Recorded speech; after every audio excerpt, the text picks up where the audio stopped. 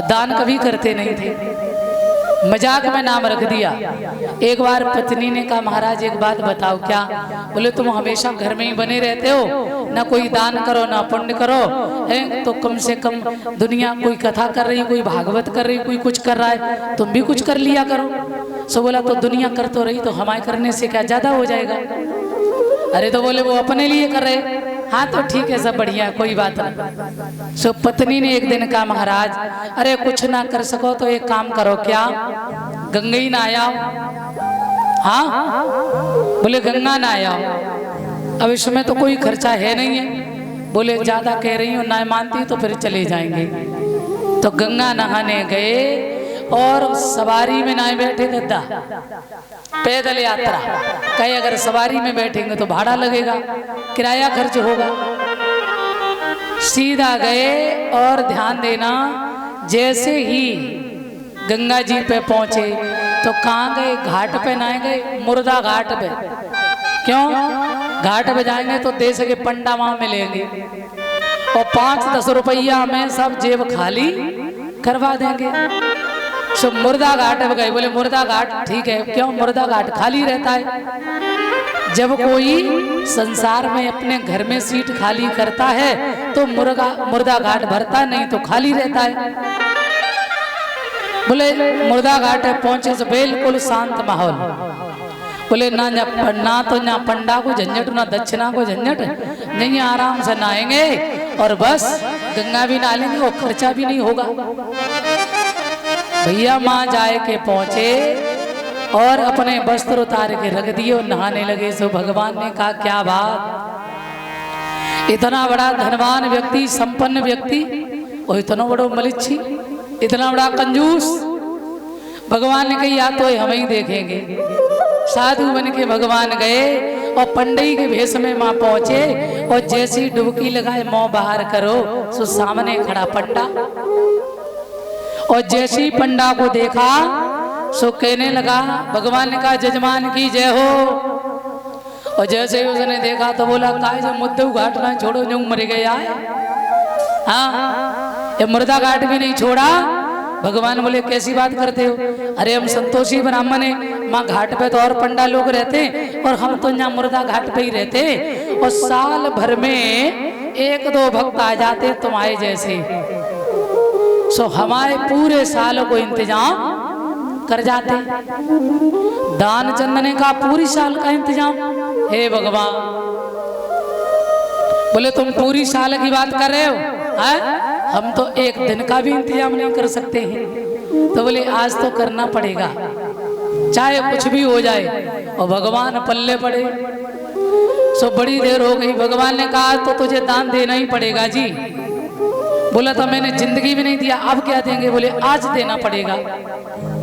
समझ गया जी, पंडा ना मानेगा तो देने तो पड़ेगा। सो हटाओ जाए फंदा काटो।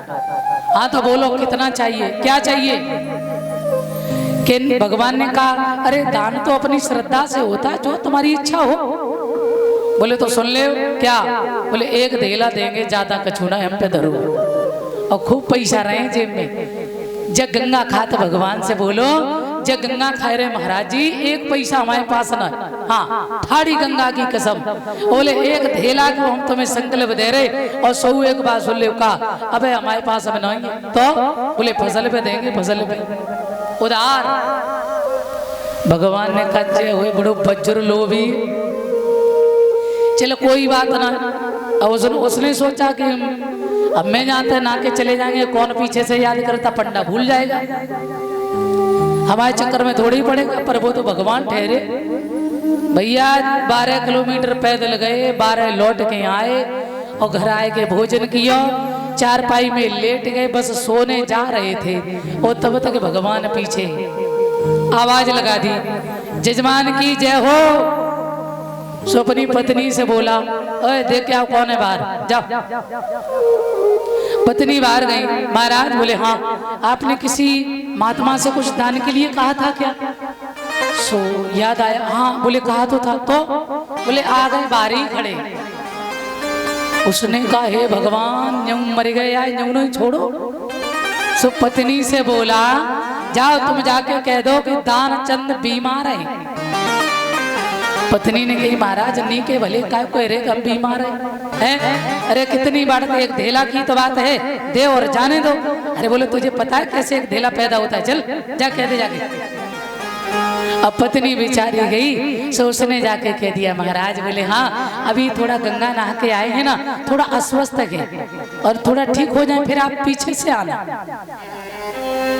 भगवान ने कही दान जाए भाड़ में, हमारा जजमान बीमार है और उसने मुझे संकल्प किया है भैया दान तो साइड में जाए, अब वो बीमार है तो अब हम बिल्कुल जाने वाले नहीं है। और बेटी तुम तो हमारे खाने पीने का इंतजाम करो और हम नहीं रहेंगे जब तक हमारा जजमान ठीक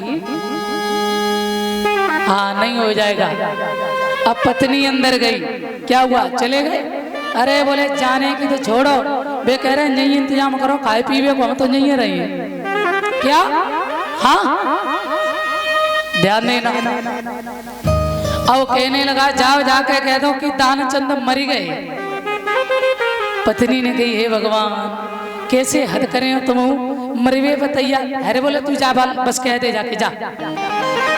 और श्वास रोकने का उसे अभ्यास था।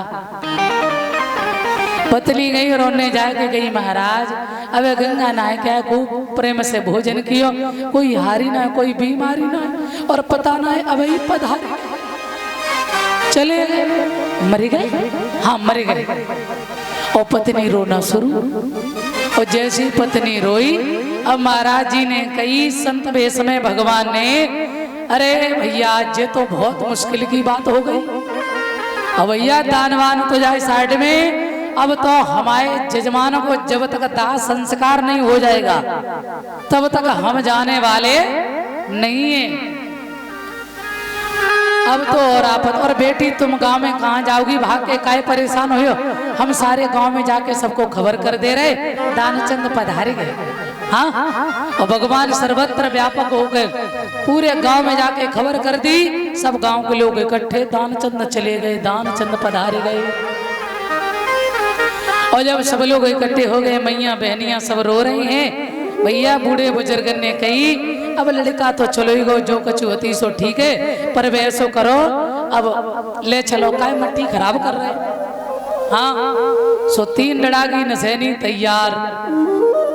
और जैसे ही तैयार करी भैया पत्नी पास में बैठी रो रही। अब पत्नी रोते ही रोते बोली अभी ये मरे नहीं है, अभी ये जिंदा है। अब पत्नी की कौन सुने, कोई सुनने वाला नहीं। और सब लोगों ने कही अरे अब ये तो इनका मोह है, अब जाने वाला तो था वो तो चला गया, ये इनका मोह है, चलो धरो। और 3 डड़ागी नसैनी बदल रही और बताया है चलती बेड़ा चुनरिया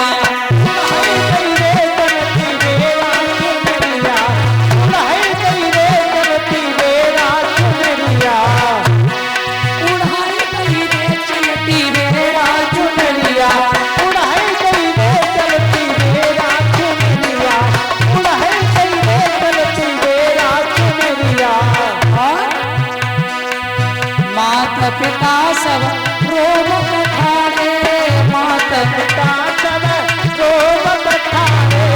और प्यारे अरे नैनों से बरसे बदरिया, अरे नैनों से बरसे बदरिया, उड़ाई कहिए चलती मेरा चुनरिया, उड़ाई कहिए चलती मेरा चुनरिया।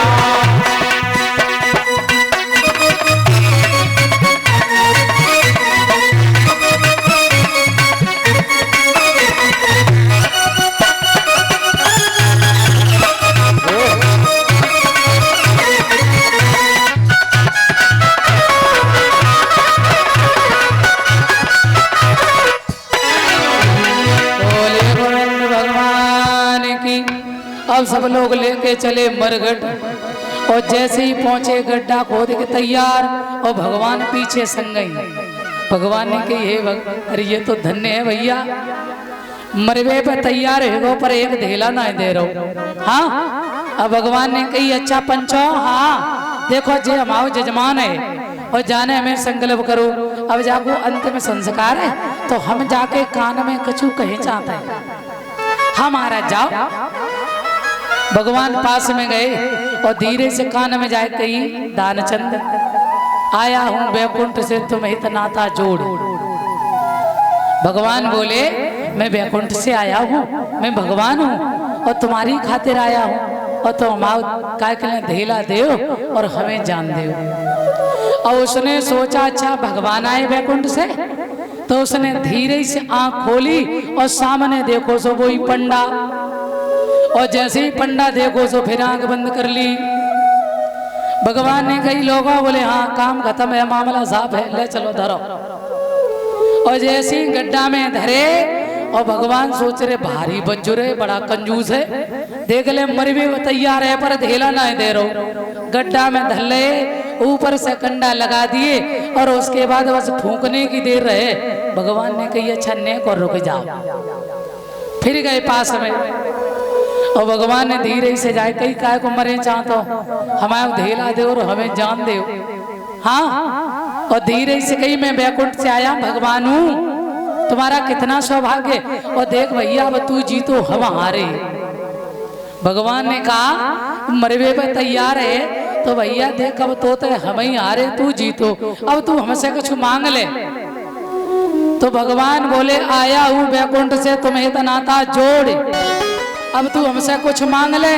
सो दानचंद बोलो हमें कछु ना चाहिए, बस धेला दीजो छोड़। बोल गोविंद भगवान की। हाँ तो ऐसे ऐसे कंजूस मरवे पर तैयार। भगवान ने कही जे मरे नहीं जे जिंदा निकरे आओ। सो कंडा झात भाई निकरे बाहर। हाँ अब कछु तो डर के मारे भागे, हमें लग रही जिंदगी भूत हुई गो। बोल गोविंद भगवान की। तो भगवान के भजन में कंजूसी नहीं करनी है, जरा भाव से बोले सभी लोग।